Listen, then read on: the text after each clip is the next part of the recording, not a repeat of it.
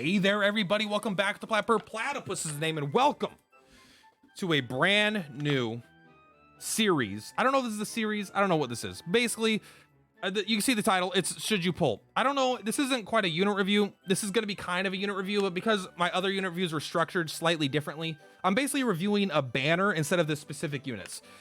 If this is too similar to a unit review, then I will just go back to doing unit reviews, and I plan on doing both unit reviews and this for each of these units individually. I don't know. I'm just trying something out, you know, just YouTube stuff. You got to try stuff out. So, should you pull? We have a brand new banner out. It is the JULIANTE, it is the party animal JULIANTE SP Scout. Now, I did do the pay scout myself because someone paid for it on my streams. So just to get that out of the way. But first, we're going to look at the draw rate. You guys already know what the draw rates are. They're the same as they always are. Party animal JULIANTE is at a 0.7%. And these are all at a 0.7%. Basically, you're just as likely to get a random A unit as any specific A unit as you are to get JULIANTE. Actually, more likely to get a Slimesicle or a Slime Shroom than you are to get a JULIANTE because their rates are slightly higher. But a 2.8% on Tortured Soul, and then, you know, everything else. So if you have the fixed A+, you can actually take a look here. It doesn't change the rate for the S's at all.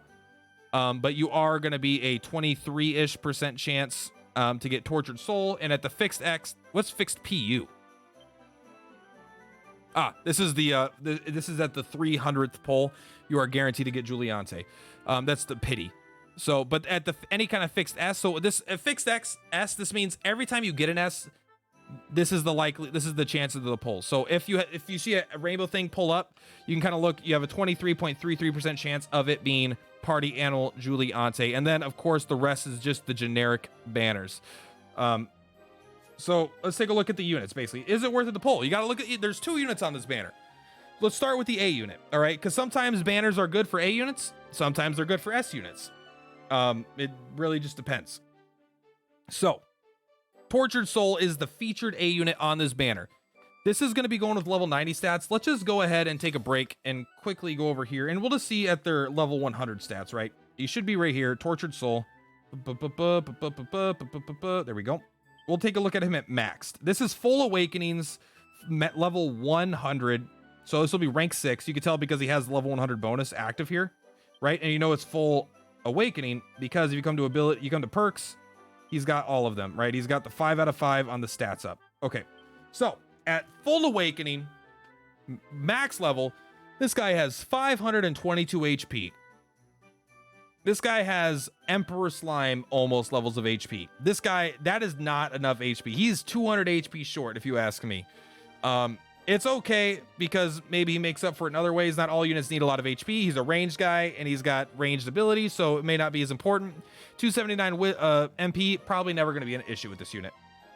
314 attack, that is 314 wasted stat points. You will never physically attack with a unit like this. 314 is not bad, surprisingly. It's like, okay, I mean, it's bad, but it's not like really bad. It's like, that's reasonable. So it's kind of weird that he has so much attack. You could put a physical attack scroll on this, but don't waste your time. Obviously, he has 522 HP. Now, 340 wisdom, that's pretty good. Now, issue is his abilities. So he's got 340 wisdom. He's only got 30 more wisdom than attack, which is crazy. 258 defense, 328 agility, that's pretty fast. 35 weight, I mean, that's the same. 2 movement, sucks, but ranged user, you know, who knows. So we can take a look at his abilities. All right, I can't even go on anymore. Right, he's got Sizzle and Crackle here, okay? Sizzle and Crackle. Okay. Moderate. These are both B rank abilities. That means he's 340 wisdom. That means he has almost 100 wisdom that does nothing on this unit. If his wisdom was 900, it wouldn't make him a better unit. He has Sizzle and he has Crackle. They stop scaling at like 256, 252, something like that. That's the wisdom cap, where after that, you don't deal more damage with wisdom. You deal more damage with potency only. So he has a lot of wasted wisdom, a lot of wasted attack, no HP, and he's got 2 attacks that is already redundant because Sizzle is on 1,000,000 units, Crackle is on 1,000,000 units. Yeah, this guy has them both, but it doesn't matter because you already have 1,000,000 of it on other units. All right, and then what does he get? He gets sizzle potency.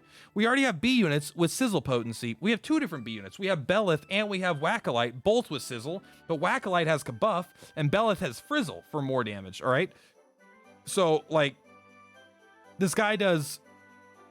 This is the worst A unit in the game potentially. It may be not literally in the game, but it's probably the worst banner A unit in the game so far. This unit does nothing good. It's got sizzle, it's got crackle. It's a completely 100% free to play unit at the game start. This unit might be good.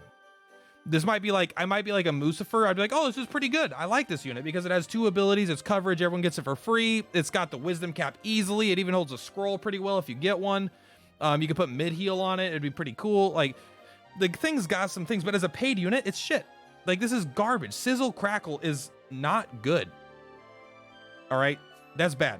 Don't even, that unit's bad. If you wanted to pull for Tortured Soul, that is a waste of resources. You better love Tortured Soul if you want to pull on them. And if you love Tortured Soul, what?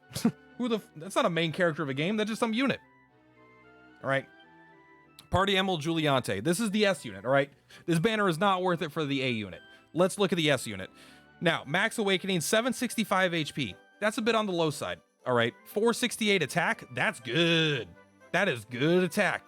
All right, I love that attack. Wisdom 230. Who cares? Movement 2. That hurts. That really hurts. 2 movement is very not good in the arena context. Gonna have a hard time being competitive in a lot of rings, a lot of areas. But 315 defense is very good. 460 agility, fantastic. And she starts with the passive here. Raises her own agility for like 2 turns. Where's it at? At start of battle, raises agility for 2 turns. Greatly raises it. That means this character might be a crit machine, but also they're always going first. They get a pass, you know, the attack, whatever. They also, on top of that, they also get the bang ability type tricks, which is pretty good too. Greatly raise agility, raises Summer Dragon Dance, lowers bang type ability MP cost, and raises potency. So their bang type abilities are gonna have less MP and more potency, on top of all them already having a good, you know, leadership ability for themselves, and on top of having insane agility, and on top of having great attack. So this unit's incredible, right? Look at these abilities. We'll go over the abilities. Deals 95% potency damage to one enemy 2 times. These aren't plus 10. I don't know why, but they're not.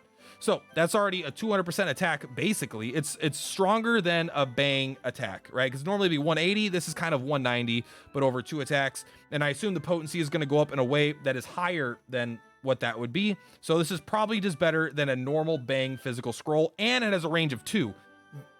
That's a very fun attack. Very good overall for an S unit. Maybe not, but as the first ability on an S unit, I mean, even Sorrow has Zap Breath. Who gives a shit? Most of the time. Like this is like that's a pretty good first ability. Then they have raises attack of all allies in area of effect for 3 turns, including self. A range 1 AoE, so it's likely only going to target her. I think it can only target her, as a matter of fact. Maybe an adjacent unit. I don't know. But that's really good. Raises the attack of everyone. It's like having, you know, party buff, but on the entire party. It's a party buff, which is crazy. That's really, really good. And Summer Dragon Dance. Deal 240% potency bang type physical damage to all enemies in area of effect, and can very rarely stun. So this is a range of 2. You see it doesn't hit the line in front of her, but hits the line. So it's kind of like a boom almost. I don't know. It's a little weird, but it doesn't hit but you know, it's a tile of 3, but only with 1 gap instead of the crackle, which would be 1 more further away. That's pretty good. That's pretty fantastic. That's good damage. You could use it every single turn. Does good potency, hits multiple guys, sometimes stuns. This is very good. So, right, pretty good abilities. In fact, I would say good abilities. Decent leadership, great passives, good stats. This unit's got to be insane, right? This unit's got to be insane, right? No. There's no reason that you want this unit. And here's exactly why. You know what else banner is available right now? This banner is available from now until July 1st. And what banner is available until July 1st, almost until the end of June?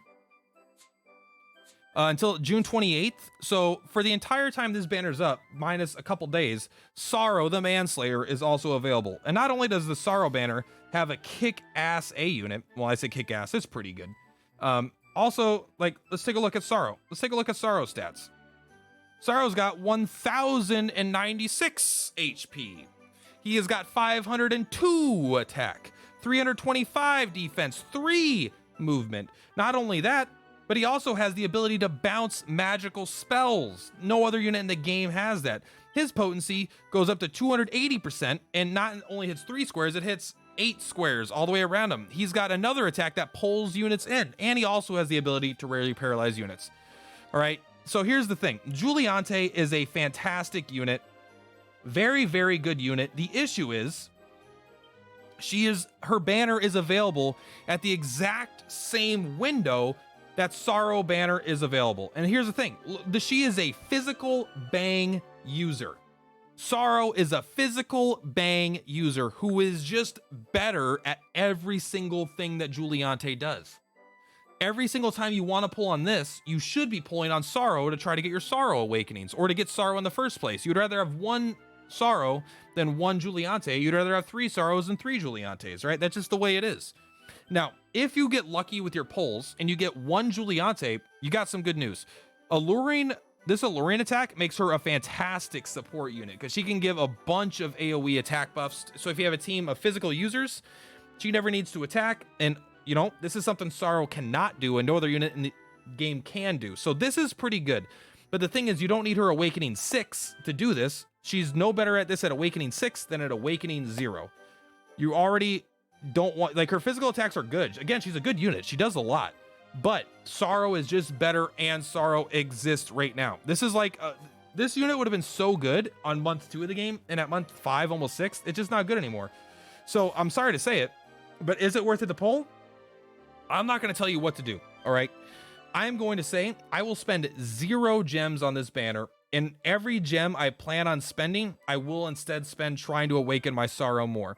As this unit, the A unit is terrible, in my opinion. It's a bad A unit, and the S unit is worse than a current S unit that does the exact same shit right now. And now JULIANTE is cool. If JULIANTE is your favorite character, this character, you better believe, will be able to carry some teams. She'll do some great damage. She has got a lot going for her, and she can be used in a lot of teams. No doubt she's a good unit, all right? I'm not saying she's a bad unit.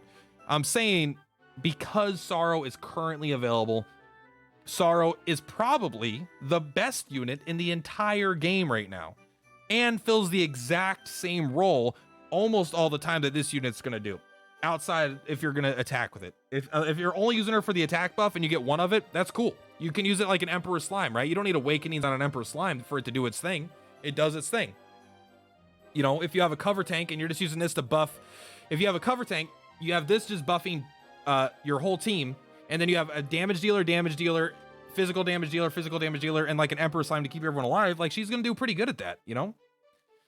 But I'm just gonna be honest, I don't think it's worth it to pull. I think you should be pulling on Sorrow if you're gonna be pulling right now. And beyond that, there is another reason not to pull, is that the 6-month anniversary is like next month. We're gonna get the most insane banner. Save your gems for that. She's gonna probably be on that banner anyway, so you could probably get her, maybe not at the same rate, I don't know.